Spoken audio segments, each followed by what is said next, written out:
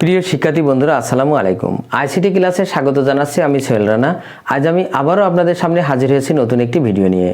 আমার আজকের ভিডিওর বিষয় হলো আইসিটি এর তৃতীয় অধ্যায় সংখ্যা পদ্ধতির উপর। আজ আমি দেখাবো কিভাবে বিটের সাহায্যে বাইনারি সংখ্যা পদ্ধতি থেকে হেক্সাডেসিমাল সংখ্যা পদ্ধতিতে রূপান্তর করতে হয় সেটি। তো প্রথমে জেনে নিই বাইনারি সংখ্যা পদ্ধতি কাকে বলে।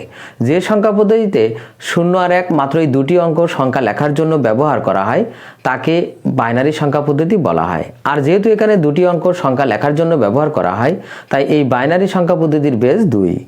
এবার আসুন জেনে নিই হেক্সাডেসিমাল সংখ্যা পদ্ধতি কাকে বলে। যে সংখ্যা পদ্ধতিতে 0 থেকে F পর্যন্ত মাত্র 16টি অঙ্ক সংখ্যা লেখার জন্য ব্যবহার করা হয় তাকে হেক্সাডেসিমাল সংখ্যা পদ্ধতি বলা হয়। আর যেহেতু এখানে 16টি অঙ্ক সংখ্যা লেখার জন্য ব্যবহার করা হয় তাই এই হেক্সাডেসিমাল সংখ্যা পদ্ধতির বেস 16। তো চলুন বন্ধুরা শুরু করা যাক। এবার আসুন জেনে নিই হেক্সাডেসিমাল সংখ্যা পদ্ধতিতে কোন অঙ্কগুলো সংখ্যা লেখার জন্য ব্যবহার করা হয়।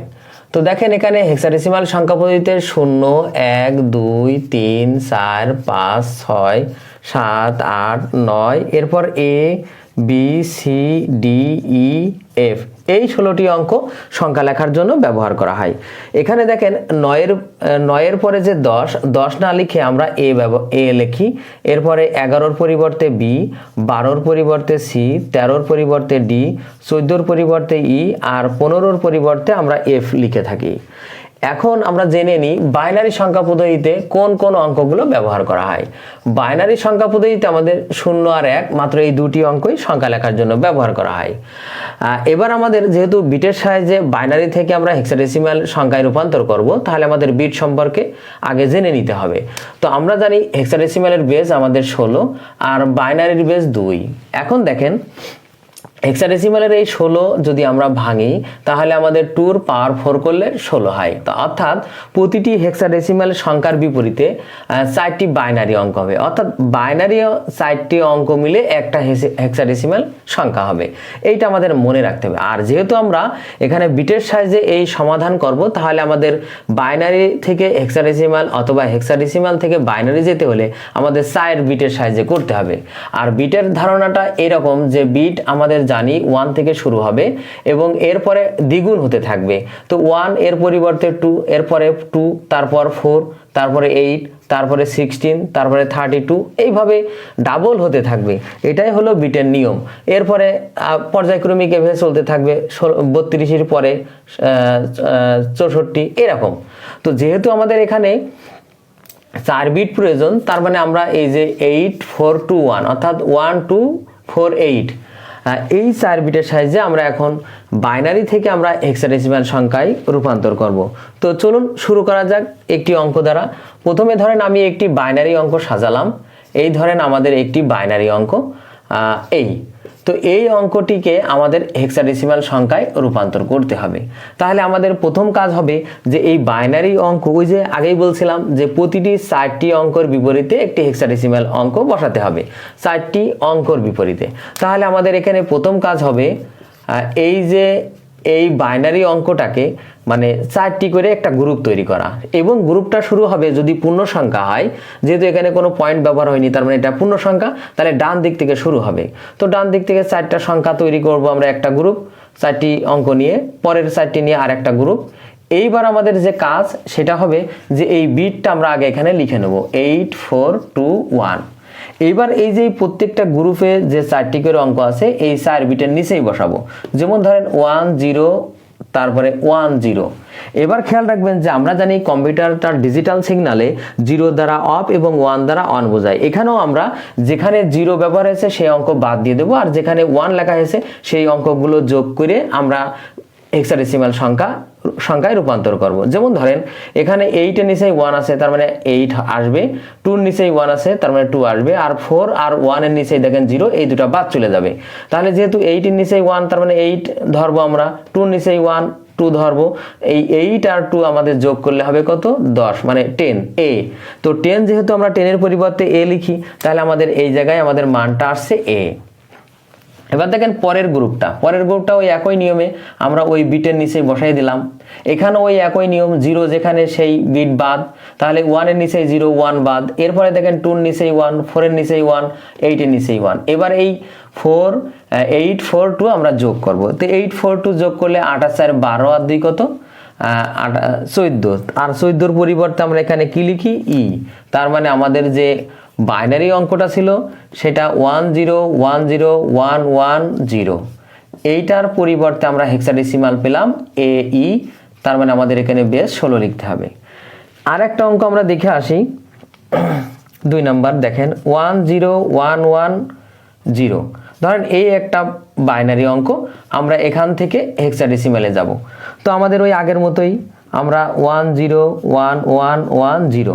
তো আমাদের এখানেও ওই আগের মতো এই 4টি অঙ্ক দিয়ে একটি গ্রুপ তৈরি করতে হবে। তো প্রথম এই 4টি অঙ্ক দিয়ে একটি গ্রুপ, তারপরে দেখেন আমাদের আর 2টা অঙ্ক আছে 0 1, কিন্তু 4টা সংখ্যা এখানে 4টা অঙ্ক নেই। তাহলে আমাদের এই ক্ষেত্রে আমরা 2টা 0 বামে বসাবো, বসিয়ে 4টা পূর্ণ করব, 4টি অঙ্ক পূর্ণ করব। তবে কথা আছে 0 কেন এবং বাম পাশে কেন? আমরা জানি 0-র কোনো মান নেই যদি আগে বসানো হয়। সেই ক্ষেত্রে আমরা আগেই 0 বসাবো, অর্থাৎ কোনো সংখ্যার আগে 0 দেওয়া যে কথা, না দেওয়া সে কথা। জাস্ট আমরা গ্রুপ তৈরির জন্য আমরা 4টি অঙ্ক প্রয়োজন, তাই 2টা 0 নিয়ে আমরা এখানে 4টা অঙ্ক পূর্ণ করলাম। এবার ওই আগের মতোই আমরা এই 8 4 2 1 এর নিচেই আমরা এই গ্রুপের এই 4টি অঙ্ক বসাইয়ে দেব। তার মানে প্রথম গ্রুপে 0 0 1 0, ওই একই কথা যে যার নিচেই 0 সেগুলো বাদ, যার নিচেই আমাদের 1 আছে সেটা ধরবো আমরা এখানে। এখানে দেখেন শুধু 2 এর নিচেই 1, তার মানে শুধু 2ই আসবে এখানে।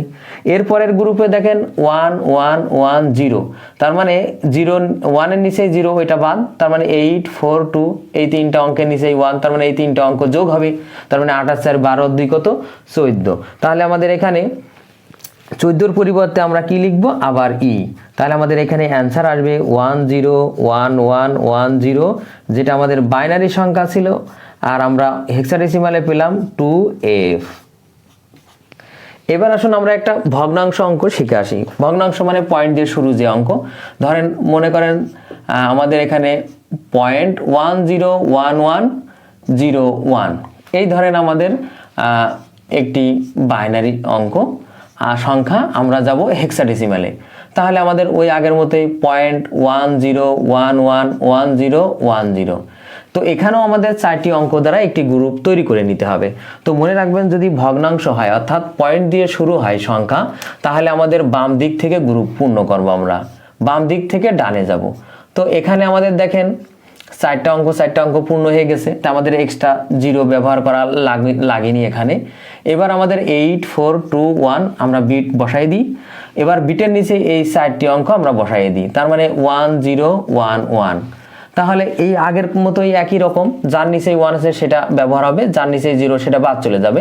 তার মানে 8 এর নিচেই 1 আছে 8 আসবে, আর 2 এর নিচেই 1 আছে 2 আসবে, 1 এর নিচেই 1 আছে 1 আসবে। তাহলে দেখেন 8 2 1 যোগ করলে হয় আমাদের 11, আর 11-র পরিবর্তে আমরা বি ব্যবহার করে থাকি, তাহলে এখানে আসবে বি। এরপরে দেখেন আমাদের পরের গ্রুপে 1 0 1 0, তার মানে ওই আগের মতোই, যার নিচেই 0 সেটা বাদ চলে যাবে।